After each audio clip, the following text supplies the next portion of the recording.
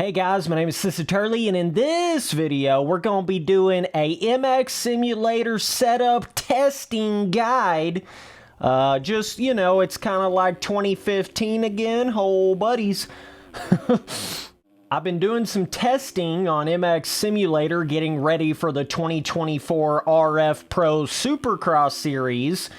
And I've learned a couple things, I've figured out a couple things, you can take what you want and leave the rest, you know what I'm saying, or whatever you want to do with this information.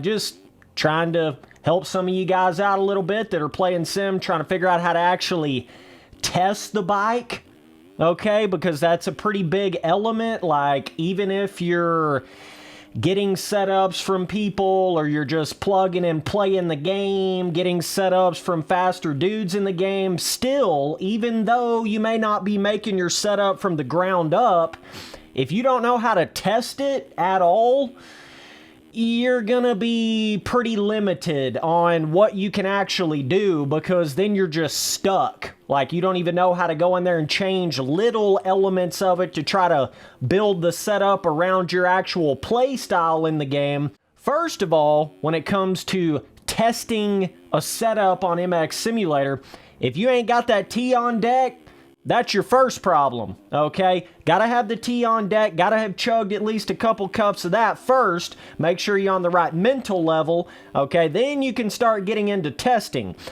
One of the biggest things about it is you want to make sure you're on the right kind of track, and you want to be in there testing by yourself. I personally don't like to be multiplayer racing when I'm trying to test a suspension or a setup or whatever, just because there's so many other elements that goes into racing. It's kind of hard to actually test if, something's faster or better or slower.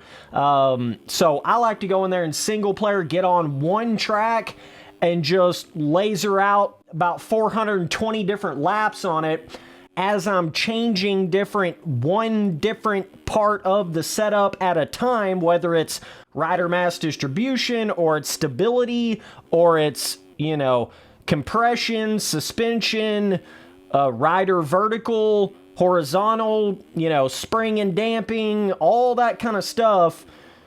That's what can be gearing, that's another one. Dyno. I mean, there's a lot of different elements that goes into this, but I like to get on one kind of track, preferably a track like, for instance, like this 2023 Oakland Supercross track. This is a really good track to test your shit on, because it's going to expose any sort of problem that you may have with your setup, okay? The reason being is because it's got these two back-to-back whoop sections that are pretty gnarly. If your setup ain't able to go through whoops, that's going to get exposed pretty much instantaneously on this track right here, before you can say Bob's your uncle, boys, okay? So this whole track right here, 2023 Oakland, has a nice little balance of everything on it. It's got a flat tracking kind of corner right here, kind of a sweeper flat track corner. It's got the two big whoop sections with the dragons back in between, kind of tricky. It also has like 2 or 3 quads on this track that you can go for. So it's got a nice little mix of everything, and I feel like that's the best kind of track you can be testing a setup on. There's certain tracks you can get on that are just simply not going to test everything on the bike. For Supercross, for instance, this is the other quad right here. So, like, for instance, if I'm remembering properly in my head, like, what is it? Tampa, I think, is like a super easy, basic, smoothed out track. The whoops are easy as fuck. You're just not going to really be able to build a setup around that. You know what I'm saying? But like this track right here, you're going to know whether or not your setup is better or worse for going through whoops specifically, or because you can't even get around this track without having a halfway decent setup that's somewhat built around going through whoops. You see what I'm saying? So, but for me personally, like, the lap time board don't lie, dog. I mean, it really ain't that hard to figure out. I mean, people seem to fight that shit on MX Sim when it comes to setups. Like, is this really better? Is that really better? I can't fucking figure out if this is actually better, or did that change make me faster or not? I know there's a lot of things to a setup which can make it slightly complex. I mean, it is a simulator, you know? You don't want to be trying to set your bike up and play MX Sim like you're playing an arcade dirt bike game. Some people look at MX Simulator like it's just another motocross game. Let's just go play that other motocross game. But the real way you should be looking at it is like real life dirt bike riding in a virtual world. That's the better way to be looking at it. You know how much testing they do in real life Supercross at the high level? It's crazy. It's next level, dog. And MX Simulator is the same exact way. I mean, there is a plethora of different combinations of setup stuff that you can run in this game. A lot of people just really don't get it. Hold on a minute, boys. Tea break. Hold on. Hold the phone. Oh, man, that tea hitting good, baby. So, yeah, if you're consistently sipping the tea, that's going to give you at least like a second or two on your lap times. You know, and also the other reason why I say you need to sit there and just laser out one track, it's because you really start to learn like the traction of that particular track, the sections on that particular track. So you can get a little bit more consistent with like knowing if you're actually going faster or slower because you know the track. A lot of guys that try to test by going to, you know, 6 or 9 different tracks, I don't think you're really getting the full effect out of testing that way. You see what I'm saying? But it's all about making small changes and making sure the changes that you make are actually making you faster on the lap time board. You know, if it's not making you faster lap time wise, you need to be very careful about making that certain change. But also you got to remember, everything works together. Everything's like a big system when it comes to your MX Simulator setup. Like your gearing is going to affect how the bike handles coming out of the corners. Your stability is going to affect how the bike handles. Your suspension, some people don't believe this, but your suspension totally changes everything about the handling of the bike. It's not just how is it soaking up the jump faces or the whoops. You know, everything really does affect everything, and you kind of have this like this combination.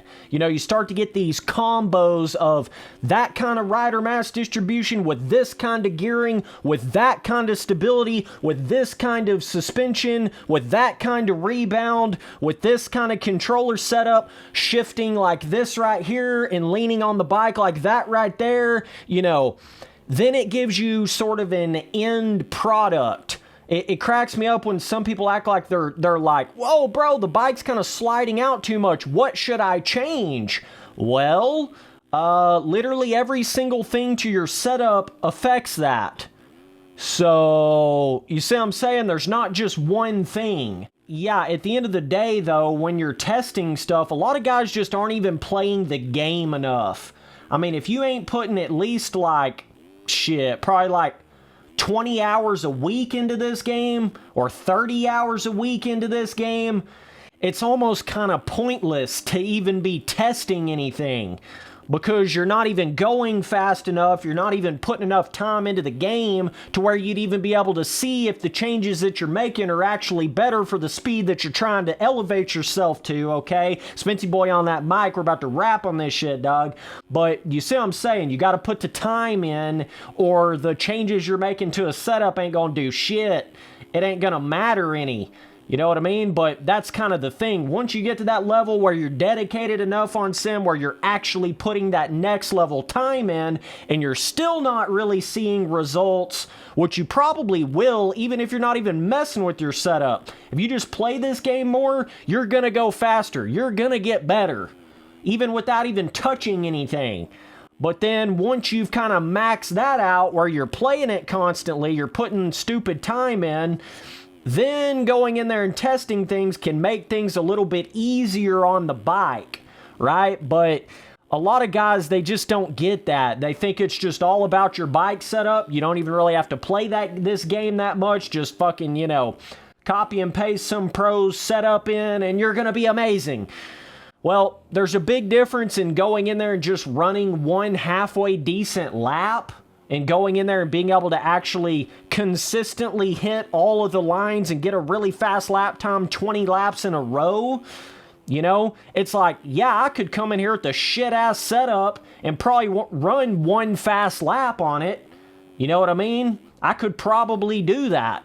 But it's a different level. That setup gives you consistency. That setup gives you, you know, being able to really push on the bike when it feels a little bit uncomfortable to do so.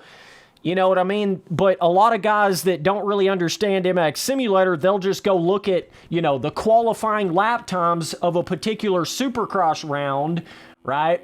And they'll think, oh, well, I got myself to like a second slower than that or pretty close to that. So, you know, my shit's good. I can go fast. I can win races. I can battle with the pros. Oh, boy, boy, boy. You're gonna find out real quick, whole squad on that real shit, that's not how this game works. You know, the lap time shit in this game is the most blown out of proportion, bloated thing in this entire game. Anybody can run a fast lap time. That really don't mean shit. That don't mean anything. Anybody in this motherfucking game can run a fast lap. I can't tell you how many dudes I've lapped on a random online server that were running a faster lap than me in the race. Okay? Even in pro racing, I've done that before. I have absolutely smoked dudes in the 20-minute, you know, Supercross 450 main event, but they could run a faster lap than me, okay? So just don't get too caught up on that lap time thing. I mean, yeah, it's going to tell you whether or not your setup is better, but, like, just don't let that be everything, or you're going to get there in the pro race and you're sitting on the line, you know, and you're going to go out there and run like one fast lap, and then you're going to have a crash, and then you're going to go to the back, and then you're not going to be able to catch back up. There's so much more to racing than a fast lap time. Like I said before, if you make those small changes, you should be able to tell if you're at least to that point where you're hitting all the rhythms on the track, and you're basically hitting all the corners pretty good, getting through the whoops pretty good, you know, the testing part of it should be able to start telling you whether or not, like, if you raise or lower something, should be able to tell you if it's actually faster or not. You know, if you're hitting the exact same thing on a track that you've rode a bunch of laps on, that's the best way to do it. That's the best way to do it, because if you're going to a bunch of different tracks, you can never get this real sense of if the change that you made was actually better or not. You know what I mean? But also, it's like, you got to understand that it's going to be something that you're going to have to tinker with a lot. You're going to have to mess with it a lot. You're going to run a fast lap and think, yep, this is my setup. This is what I need to be running. But you never ever, this is some real shit right here, dogs. You need to listen to what I'm saying. All you boys still sticking around for the video, you're going to get some magic right here, okay? Smithy boy hitting the stripper poles out here. So, listen though. Anytime that you think you've fully figured this game out setup-wise, or you've finalized, you finally got a setup, that's the one you're going to run, you've already lost. Okay? You never ever want to get to that point where you're just satisfied, where you're just, okay, this is it, bro. I've done it. I'm done tuning my setup. This is all I need to do, right? Because you still hadn't figured it out, man. You know? I mean, I've got 10,000 hours into this game, and I can't tell you how many more times I'm still changing things, still figuring things out, still trying little differences within the setup, like little bit stiffer, differences within the high speed, low speed, rebound, different combinations, okay? Different gearings, different ways of hitting things, right? So I'm just telling you right now, if I'm at this kind of level, you know, I've got multiple top fives in RF 450 Supercross main events, and I'm played the game as much as I have, and I still have that thought of, I could probably make it a little better. I could probably make my setup a little better. I could keep working on it. Then I promise you right now, you need to work on your setup. Okay? The more and the more you work on it, the better and the better it's going to be. All right? It's kind of a combination of you got to play the game a lot, and you got to tune that setup for your play style, and then you're golden. Then you've really got it figured out, you know?